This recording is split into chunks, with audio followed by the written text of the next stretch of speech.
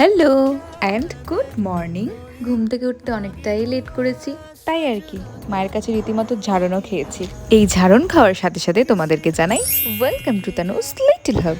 তাই মাকে ইমপ্রেস করার জন্য একটু কাজে লেগে পড়েছিলাম, কারণ আমার মনটা আজ ভীষণ হ্যাপি। আর হ্যাপি কেন সেটা তোমরা ভিডিওর এন্ড অব্দি দেখলেই বুঝতে পারবে। চটপট লাঞ্চ কমপ্লিট করে এক জায়গায় যাওয়ার ছিল, তাই রেডি হয়ে নিচ্ছি। না না, আজ কিন্তু কোনো ডান্স ক্লাস নেই, আজ এক অন্য জায়গায় যাওয়ার আছে।